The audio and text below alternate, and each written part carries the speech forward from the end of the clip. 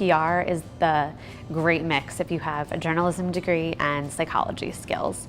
So anybody who is looking to enter the field could have a mix of those and be really successful.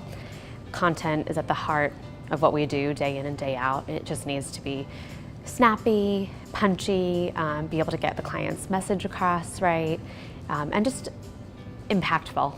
It can come down to a number of things that are challenging. One, it could be grasping the technology. Two, clients want different styles and different tones, so being able to balance that day to day is really challenging. As long as we can keep it casual yet informative. It takes skill to jump between the different styles of content that clients want day in and day out. It takes really well-rounded, multifaceted people to be able to do that. And yeah, you could take a break here and there, but I think the PR staff that we look for at March and the content managers too that we look for are really nimble, and someone who has diverse knowledge of everything from search strategies and social all the way to media relations can go a really long way. I think there's a trend generally to look for specialists in a particular area, which is all great, but here we look for well-rounded people that can just wear a lot of hats and balance a lot of roles at one time.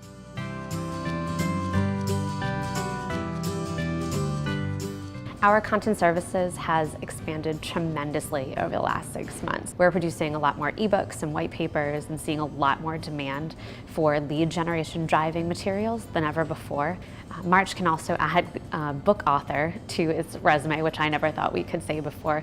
We recently created a 150-page book that a client gave out at an industry trade show and is still using as a marketing tool throughout the rest of the year. I think social media PR and content should all be integrated. They really need to go hand in hand. Otherwise, you're just working in siloed organizations and not really making the most of the investment that you're putting in your content. I think brands, consumers really are changing the way that they're consuming content. So rather than going to a news site, for example, they're going to their Facebook feeds or their LinkedIn news feeds and consuming all of their information and news that way. So technology companies, again, really need to try to tap into that and make sure that they're going straight to where their customers' eyes are.